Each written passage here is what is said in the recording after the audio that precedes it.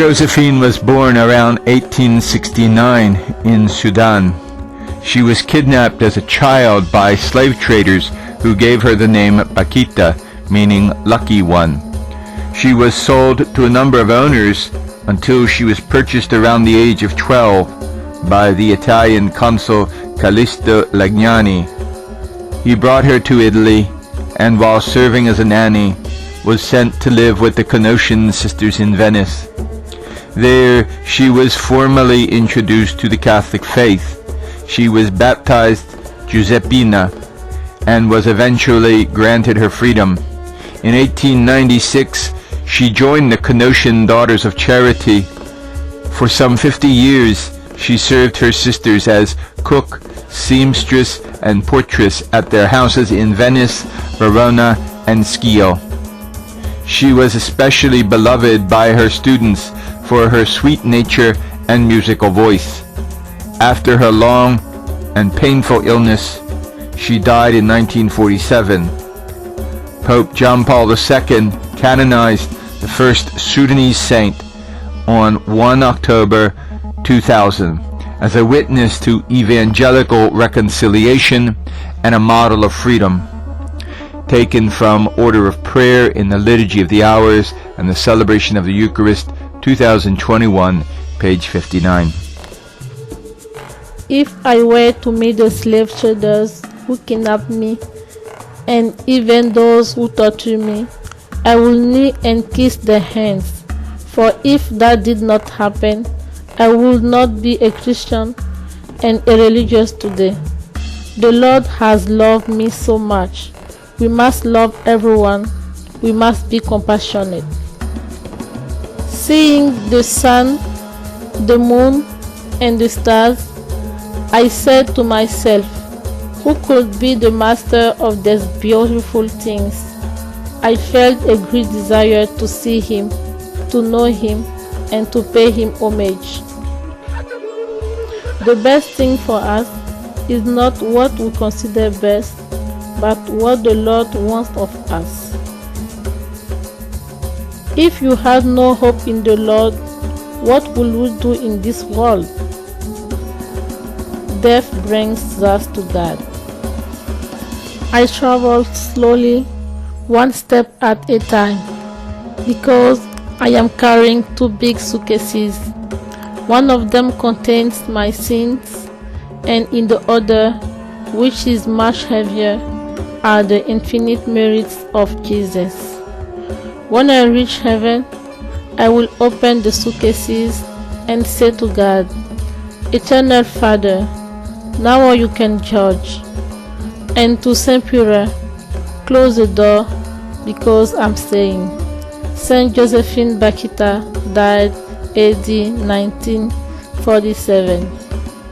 While over 100 countries still have slavery, 6 countries have significantly high numbers. 1. India, 18.4 million. 2. China, 3.4 million. 3. Pakistan, 2.1 million. 4. Bangladesh, 1.5 million. 5. Uzbekistan, 1.2 million. 6. North Korea, 1.1 million.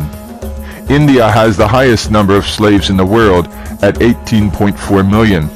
This number is higher than the population of the Netherlands and is approximately 1.4% of India's entire population.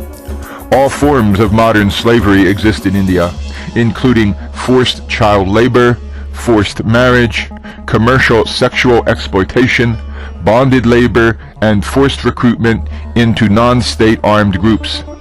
China has the second highest number of slaves at 3.4 million, which is less than a quarter of India's. Other countries with significantly high slave population are Russia, Nigeria, the Democratic Republic of the Congo, Indonesia, Myanmar, Iran, Turkey, and Sudan. Taken from worldpopulationreview.com. Slavery is not a thing of the past, but continues in many countries today. On 31 December 2020, the President of the United States issued a proclamation that declared January 2021 National Slavery and Human Trafficking Prevention Month. In this proclamation, the President declared, "Tragically, through force, fraud, and coercion, human traffickers deprive millions of victims of their unalienable rights to life, liberty, and the pursuit of happiness. Often referred to as modern slavery, this intolerable blight on society involves exploitation for labor or sex and affects people of all ages, genders, races, religions, and nationalities. As the United States continues to lead the global fight against human trafficking, we must be relentless in our resolve to dismantle this illicit and immoral enterprise in our cities, suburbs, rural communities, tribal lands, and transportation networks." 17 November 2020, Tallahassee, Florida.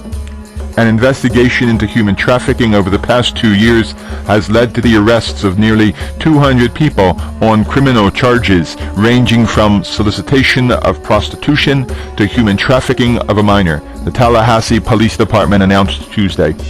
The 2-year investigation, known as Operation Stolen Innocence, was launched in November 2018 after police learned that images of a child had been posted online on a website known for prostitution.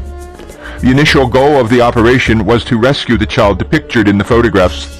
Tallahassee police investigator Elizabeth Bascom first uncovered the victim being sold online. The sheer number, the all day, all the time solicitation and sexual activity, and talk about cash for money and clearly meeting. "I had never seen something that prolific," Bascom said. In 2019, 1,887 victims, 427 traffickers, and 243 trafficking businesses were identified in Florida by the National Human Trafficking Hotline.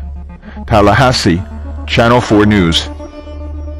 26 October 2020, Cincinnati. They called it Operation Autumn Hope, and Ohio Attorney General Dave Yost said it resulted in 177 arrests and 109 human trafficking survivors being rescued. During the operation, the U.S. Marshals cleared 76 missing and exploited children cases. Of those, 45 children were physically recovered, while others were found to have returned home on their own. The success of Operation Autumn Hope is measured not only in the number of arrests, but in the lives that were rescued from this evil, Yost said. Every agency on this team looks for the day when no person is bought and sold in Ohio. Don't buy sex in Ohio. Cincinnati Enquirer.